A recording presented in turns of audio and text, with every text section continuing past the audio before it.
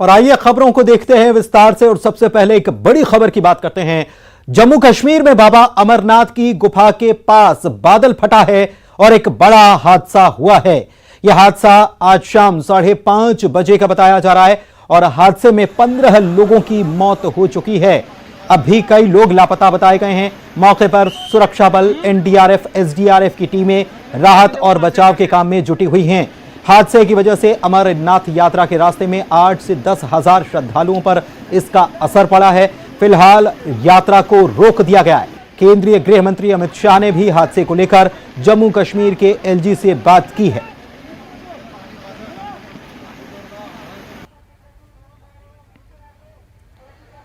तो 3 लोगों का रेस्क्यू भी किया गया और जानकारी जो मिल रही है, पानी में 23 टेंट जिसमें अमरनाथ यात्रा पर जो निकले यात्री होते हैं, तीर्थयात्री होते हैं, उनको ठहराया जाता है, वो टेंट भी बह गए।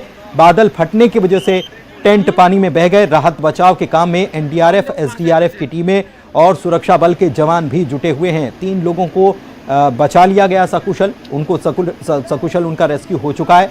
बता दें कि अमरनाथ यात्रा के दौरान पहले ही एनडीआरएफ की टीमें एहतियात के तौर पर तैनात की जाती हैं और जैसे ही ये दुर्घटना पेश आई है उसके बाद एनडीआरएफ की टीमों ने मोर्चा संभाला और तुरंत राहत और बचाव के काम में जुट गए हैं। फिलहाल जानकारी जो मिल रही है उसके मुताबिक यात्रा को रोक दिया गया है। आईटीबीपी की 2 कंपनियां और साथ ही साथ बाकी सारी जो हमारी फोर्सेस हैं उसमें एनडीआरएफ है, इंडियन आर्मी है, जम्मू कश्मीर पुलिस है, उनके साथ लगातार हम लोग कोऑर्डिनेशन में काम कर रहे हैं। और अभी फिलहाल स्थिति यह है कि बारिश थोड़ी कम हो गई है पहले से। पानी का प्रवाह लेकिन अभी उतना ही है। कुछ पुष्टि नहीं हुई है, लेकिन फिलहाल हम ये देख पा रहे हैं कुछ लोगों को नदी से निकाला गया है बहते हुए। डाउनस्ट्रीम में भी चेक कर रहे हैं और कोशिश ये है कि ज्यादा से ज्यादा लोगों को बचाया जा सके। अमरनाथ यात्रा के दौरान किस तरह से वहां पे त्रासदी हुई, इस बात को समझते हैं। आईटीबीपी के अधिकारी विवेक पांडे हमारे साथ में हैं। सर, मैं जानना चाहता हूं कि किस तरह से और किस वक्त में ये त्रासदी हुई, उसके बाद किस तरह से वहां पर आईटीबीपी और समेत दूसरी जो एजेंसियां वहां पर राहत और बचाव करने में जुटी। पिछले साल भी जैसा आपको याद होगा कि जो गुफा है, जो पवित्र गुफा है, उसके बगल से आई थिंक उसके दाहिनी तरफ से एक बहुत तेजी से एक स्ट्रीम बह के आया था नीचे और उस समय भी सुरक्षा बलों ने बहुत मुस्तैदी का परिचय दिया था। और चूंकि उस समय बहुत ज्यादा रश नहीं होता था तो निश्चित तौर पर हम समझ सकते हैं उसमें ऐसा कुछ वाकया नहीं हुआ था। जो एजेंसीज थी वो पूरी तरह से सतर्क थी इस बार भी। और ये पानी 5:30 के आसपास ऐसा रिपोर्टेड है कि बढ़ना शुरू हुआ और धीरे धीरे काफी लोगों को हम लोगों ने वहां पर हमारे जो जवान थे उन लोगों ने धीरे धीरे करके लोगों को दोनों तरफ से निकालना शुरू कर दिया। लेकिन 10 से 15 मिनट में ही पानी का फ्लो मैं समझता हूं कि 30 से 40 मीटर तक के एरिया को उसने इनगल्फ कर लिया दोनों तरफ से। और काफी सारे टेंटेजेस जो लगे हुए थे मेकशिफ्ट अरेंजमेंट के माध्यम से वो बहते चले गए। लगभग ये 30 से 40 मिनट में वो जो इलाका था वो काफी पानी उसमें आ गया और दोनों तरफ लोग एक नदी के दोनों तरफ चले गए। बाद में जब पानी बहुत तेज हो गया तो कुछ लोगों को उसमें बहते हुए भी देखा गया है, कुछ लोगों को उसमें से निकाला भी गया है अभी। लेकिन पानी की बहाव में चूंकि पानी काफी तेज बह रहा है और जो टेंट वगैरह बहना था वो बह चुका है वहां से। अब हमारा कोशिश है कि हम मनोज कौल, जम्मू कश्मीर एडिटर, इस वक्त हमारे साथ जुड़े हुए हैं। मनोज सर, क्या जानकारी निकल कर अभी सामने आ पा रही है रेस्क्यू को लेकर के? कितने लोग बहे हैं? क्योंकि हम देख रहे हैं कि संख्या लगातार बढ़ती जा रही है, मृतकों की संख्या में भी इजाफा हुआ है। जी बिल्कुल पुनीत, मृतकों की संख्या में इजाफा हो रहा है। जो हमारे पास इंफॉर्मेशन आ रही है उसके अनुसार 15 लोगों की इसमें अभी मौत हो गई है और अभी रेस्क्यू ऑपरेशन चल रहा है। आर्मी ने 6 रेस्क्यू टीमें वहां पे लगा दी हैं, 6 हेलीकॉप्टर्स वहां पे चल रहे हैं। उसके अलावा ITBP, Jammu Kashmir police, SDRF और बाकी जो रेस्क्यू टीमें हैं वो कोशिश कर रही हैं कि जितने भी यात्री वहां हैं, हालांकि मैक्सिमम यात्री जो हैं उनको वहां से निकाल दिया गया है सेफर प्लेसेस की तरफ। लेकिन जिस तरह से ये क्लाउड बर्स्ट हुआ था और वहां पर जो टेंट जिसमें ये बताया गया है कि 25 टेंट थे और 2 लंगर थे जो उसी चपेट में आ गए थे। और उसमें ये बताया जा रहा है कि 40 के लोग करीब लोग जो हैं वो मिसिंग बताए जा रहे थे। तो ऐसा अनुमान लगाया जा रहा है कि जो डेथ टोल है वो शायद बढ़ सकता है, क्योंकि मृतकों की जो संख्या है वो बढ़ सकती है, क्योंकि जिस तरह से वहाँ एकदम से ये पानी का रेला आ गया था और क्लाउड बर्स्ट हुआ था। तो कोशिश ये की जा रही है कि जल्दी से जल्दी जितने भी वहाँ यात्री हैं, जो जितने भी लोग हैं, चाहे वो लंगर वाले हों, चाहे वो ऑफिशियल्स हों जो गुफा के नीचे वहां पर लोगों को, यात्रियों को सुविधा प्रदान करते हैं, उनको वहां से निकाला जाए। और जो प्रिंसिपल सेक्रेटरी हैं एलजी के, मनोज सिन्हा के, किशोर कुमार, उनका ये कहना है कि रात भर ये रेस्क्यू ऑपरेशन जो है वो जारी रहेगा जब तक कि ये सुनिश्चित ना किया जाए कि जितने भी यात्री जो डेंजर जोन में हैं अभी, या जितने भी लोग वहां पर हैं, चाहे वो लंगर वाले हों, चाहे वो ऑफिशियल्स हों, जम्मू कश्मीर के जो चाहे वो पुलिस हो या फिर मेडिकल टीम्स हों या बाकी लोग हों, जब तक उनको सेफर प्लेसेस तक नहीं पहुंचाया जाएगा तब तक रेस्क्यू ऑपरेशन जो है वो रात भर जारी रहेगा। राहत की बात यह है कि जो गुफा का जो इलाका है वहां पर मौसम अभी ठीक है, जिसकी वजह से जो रेस्क्यू ऑपरेशन है उसमें किसी तरह की कोई प्रॉब्लम नहीं आ रही है।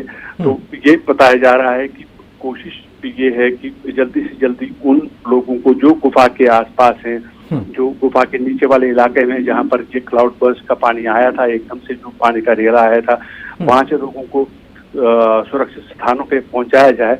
फिलहाल जो यात्रा है उसको सस्पेंड ही रखा गया है, चाहे वो पंचतरनी का कैंप हो, चाहे वो दुमेल का हो जो बालतल से आता है, बालतल का रास्ता है।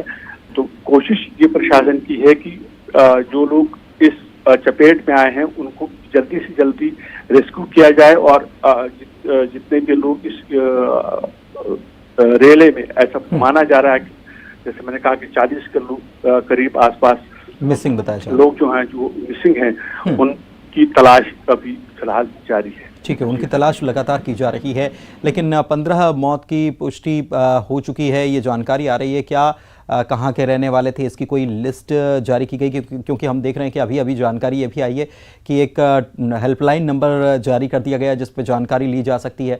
केंद्रीय गृह मंत्री अमित शाह ने भी बात की है एलजी से। बिल्कुल, चाहे प्रधानमंत्री नरेंद्र मोदी हों या अमित शाह जी हों, उन्होंने बात की है। जो लेफ्टिनेंट गवर्नर है मनोज सिन्हा, उनसे बात की है और हेल्पलाइन नंबर्स भी जारी किए गए हैं, चाहे वो दिल्ली के नंबर्स हों या फिर अनंतनाग में जहां जिस रूट पे ये यात्रा का ये जो क्लाउड बर्स्ट हुआ है, वहाँ ये कोशिश की जा रही है कि जितने भी वहाँ लोग हैं जिनके परिजन यात्रा पे गए हैं उनको सही इन्फॉर्मेशन दी जा सके। फिलहाल जितने भी इसमें लोग जिनकी मृत्यु हो गई है उनके बारे में अभी कोई जानकारी नहीं मिल पा रही है कि वो कहाँ के हैं, क्या वो यात्री हैं, क्या वो ऑफिशियल्स हैं या फिर वो लंगर वाले हैं। इसके बारे में अभी कोई औपचारिक जानकारी नहीं मिली है, क्योंकि प्रशासन की ये कोशिश है कि जो लोग अभी वहाँ मिसिंग है उनको सबसे पहले उनको रेस्क्यू किया जाए, उसके बाद ये भी लिस्ट और ये सारी चीज़ें भी सामने आएंगी। बहुत शुक्रिया मनोज जी हमारे साथ जुड़ने के लिए। शंकर आनंद हमारे संवाददाता लगातार हमारे साथ बने हुए। शंकर, एक हम देख रहे हैं कि नंबर जारी किया गया है, जो लोग परेशान होंगे, जिनको ये खबर जिन तक पहुंची होगी, उनके परिजन भी वहाँ निश्चित रूप से जो गए होंगे, तो परेशानी तो जाहिर सी बात है। नंबर जारी कर दिया गया है और क्या कदम उठाए जा रहे हैं?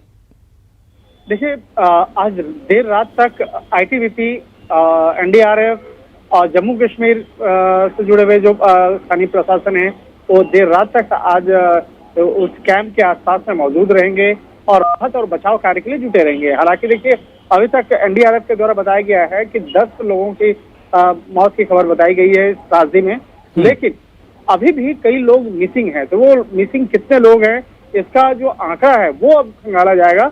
हालांकि ये खंगालना जो है बहुत आसान होता है, क्योंकि जब भी कोई अमरनाथ यात्रा के जाते हैं यात्री तो उसके लिए रजिस्ट्रेशन होता है। रजिस्ट्रेशन में प्रक्रिया के तहत ये होता है कि कौन कौन कितने कैंप में लोग ठहरे हुए हैं, तो उन तमाम लोगों की जानकारी औपचारिक तौर पर बिल्कुल पूरा डेटा सरकार के पास इसको लेकर होता है। हम एक चीज़ और हम सुन रहे थे जब आप आईटीबीपी के अधिकारी से जब बात कर रहे थे तो उन्होंने बताया कि वक्त था और तभी वक्त रहते जवानों ने मोर्चा संभाल लिया, आईटीबीपी और एनडीआरएफ ने, वरना एक बड़ा हादसा ये हो सकता था, क्योंकि 30 से 40 मिनट में ही ये पानी का बहाव काफ़ी तेज़ हो गया। इस दौरान आसपास जो टेंट थे उनको वहाँ से लोगों को हटाया भी गया, ये भी बता रहे थे।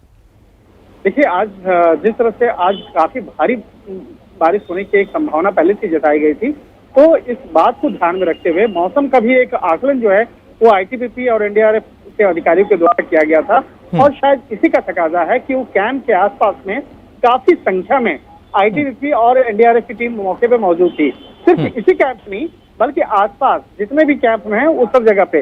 लेकिन ये जो कैंप है जो जिस जगह पे त्रासदी हुई है ये ठीक मंदिर के पास वाला है, और अगर वहां पर देखेंगे तो इस कैंप के ठीक ऊपर में मंदिर का हिस्सा है, जो गुफा है अमरनाथ यात्रा का ठीक उसके ऊपर में है। तो जो ये काफी गड्ढा एक है, गड्ढा वाला इलाका है, वैली वाला इलाका है, और इस वजह से यहाँ पर पानी का बहाव काफी तेज हम देख भी रहे हैं तस्वीरों में। बहुत शुक्रिया शंकर आपका इस जानकारी के लिए। तो जो आंकड़ा निकलकर सामने आ रहा है कहीं 10 बताया जा रहा है, लेकिन अभी जो जानकारी हमारे जम्मू कश्मीर एडिटर बता रहे थे, उन्होंने बताया कि 15 लोगों की मौत की खबर है और 40 लोग मिसिंग बताए जा रहे हैं। पीएम मोदी ने भी अमरनाथ गुफा के पास बादल फटने की घटना को लेकर जम्मू कश्मीर के गवर्नर मनोज सिन्हा से बात कर स्थिति का जायजा लिया है। उन्होंने ट्वीट कर इसकी जानकारी दी है। पीएम ने शोक संतप्त परिवारों के प्रति संवेदना जताई और बताया कि वहां बचाव और राहत का काम लगातार चल रहा है, रात भर चलता रहेगा।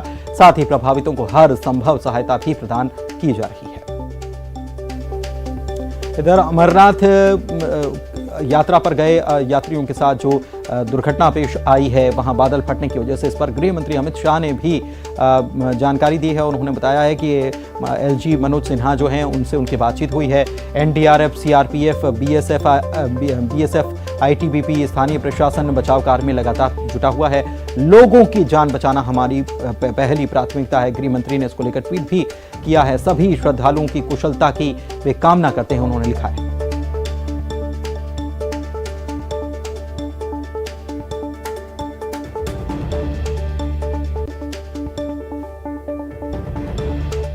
और चलिए बढ़ते हैं आगे। वित्त मंत्रालय के आर्थिक कार्य विभाग की ओर से अरुण जेटली स्मृति व्याख्यान कार्यक्रम का आयोजन किया गया, जिसमें पीएम मोदी ने शिरकत की। इस मौके पर पीएम मोदी ने अरुण जेटली के राष्ट्र के लिए अमूल्य योगदान को लेकर अपनी यादें बताई। साथ ही पिछले 8 साल में अर्थव्यवस्था को रफ्तार देने के लिए किए गए कामों के बारे में भी बताया।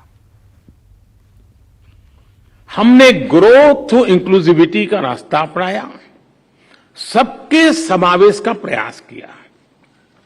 बीते 8 वर्षों में भारत ने इंक्लूजन के लिए जिस स्पीड के साथ काम किया है, जिस स्केल पर काम किया है, वैसा उदाहरण आपको पूरी दुनिया में कभी भी नहीं मिलेगा। गुजरात के कच्छ में पानी के तेज बहाव में बहते शख्स को पुलिस कर्मियों ने स्थानीय लोगों की मदद से बचा लिया। दरअसल स्कूटी से जा रहा शख्स अचानक से पानी के तेज बहाव में फंस गया। पास में खड़े पुलिस कर्मियों की उस पर नजर पड़ी। रस्सी के साथ स्थानीय लोगों की मदद से शख्स को बचाया।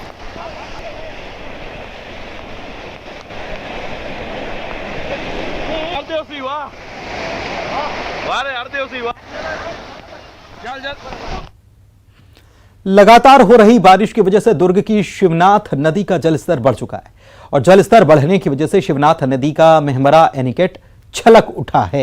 एनीकट के 2 फीट ऊपर से पानी बह रहा है और इस वजह से एनीकट के ऊपर से आने जाने वाले रास्ते पर पाबंदी लगा दी गई है, बैरिकेड्स लगा दी गए हैं, रास्ते को बंद कर दिया गया है, लेकिन रपटे के आसपास सुरक्षा गार्ड की तैनाती नहीं की गई है।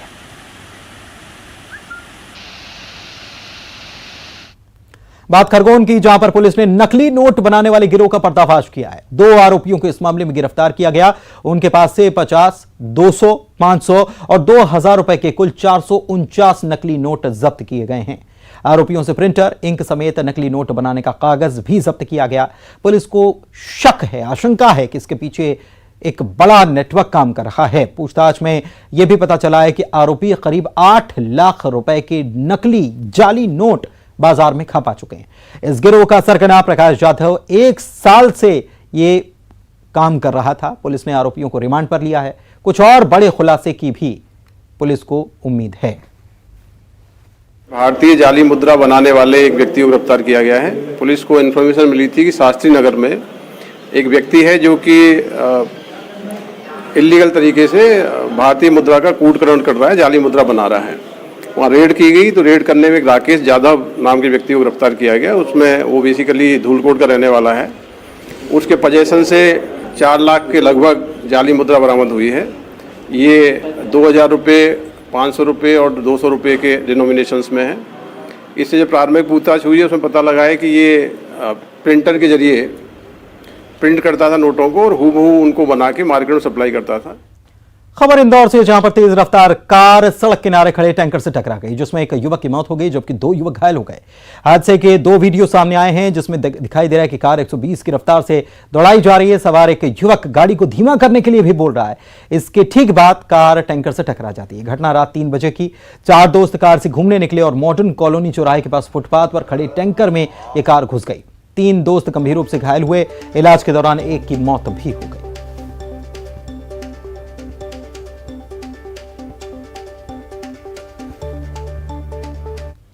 इधर नरसिंहपुर पापरा गांव में सरकारी स्कूल में टीचर के न आने को लेकर वीरान ठाकुर नाम का ग्रामीण टावर पर चढ़ गया।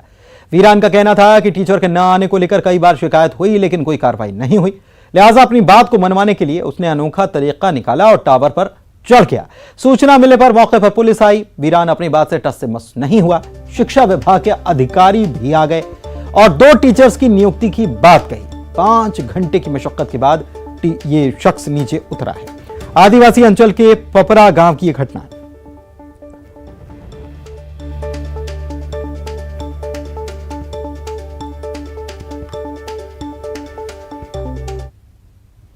बढ़ते हैं आगे अगली खबर की बात। छत्तीसगढ़ के स्कूलों में अब शनिवार का दिन नो बैग डे होगा, यानी स्कूल तो आना है लेकिन बिना किताब और कॉपी के आना है। छात्रों को अब सप्ताह में एक दिन पूरी तरह से बिना कॉपी किताब के स्कूल जाना है। स्कूल शिक्षा विभाग ने फैसला किया है कि राज्य के सभी प्राइमरी और मिडिल स्कूलों में शनिवार को छात्र बिना बैग के स्कूल आएंगे। शनिवार को स्कूल में केवल एक्स्ट्रा करिकुलम एक्टिविटीज होंगी। बैगलेस डे में बच्चों को स्कूल में योग, व्यायाम, खेलकूद, सांस्कृतिक गतिविधियां कराई जाएंगी। सरकार के फैसले से बच्चों में काफी खुशी है। हमारे संवाददाता देवव्रत भगत ने कुछ ऐसे स्कूली छात्रों से इस मुद्दे पर बात भी की।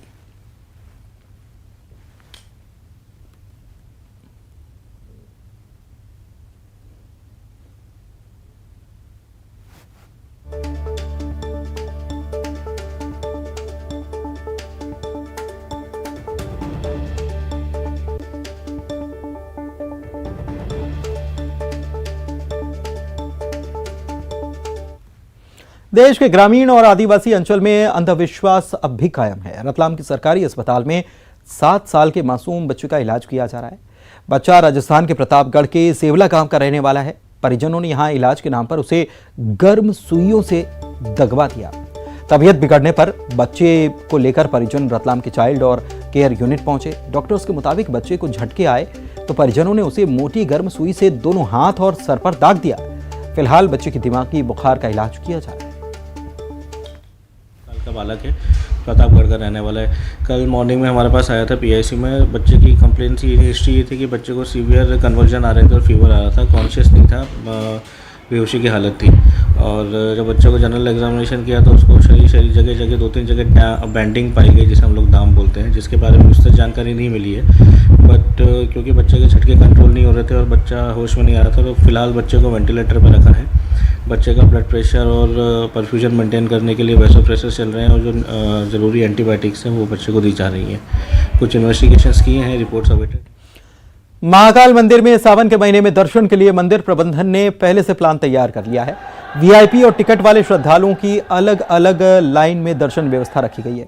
मंदिर प्रबंधन समिति ने श्रद्धालुओं को दर्शन में दिक्कत ना आए, इसको लेकर तैयारियां शुरू की हैं।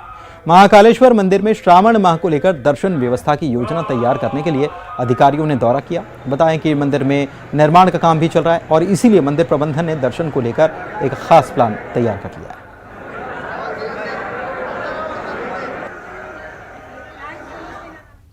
बिलासपुर के कानन पेंडारी में एक बार फिर से गंभीर लापरवाही देखने को मिली। पिंजरे को तोड़कर एक भालू बाहर निकल आया। घटना उस वक्त की है जब पार्क में लोग घूमने आए थे। भालू के भागने की खबर जैसे ही कानन पेंडारी जू में लगी तो हड़कंप मच गया। आनन फानन में प्रबंधन ने पार्क में आए लोगों को बाहर किया। चिड़ियाघर के सभी मुख्य दरवाजों को, रास्तों को बंद किया गया। इसके बाद जू में मौजूद कर्मचारियों ने भालू के रेस्क्यू का काम शुरू किया और 2 घंटे की मशक्कत के बाद उसे फिर से पिंजरे में डाला गया। सागर के तीली में शासकीय बालक आदिवासी छात्रावास की अगर बात की जाए तो यहां 15 फीट लंबा अजगर देखकर लोगों में हड़कंप मच गया। अजगर छात्रावास के शौचालय में बिल्ली को निगलकर आराम फरमा रहा था। छात्रावास के चौकीदार ने अजगर को पकड़ने के लिए स्नेक कैचर को बुलाया। कड़ी मशक्कत के बाद उसे बाहर निकाला गया। बाहर आते ही अजगर ने मुंह से बिल्ली को उगल दिया। अजगर को वन विभाग के हवाले कर दिया गया है। वन विभाग ने भी अजगर को जंगल में छोड़ दिया है।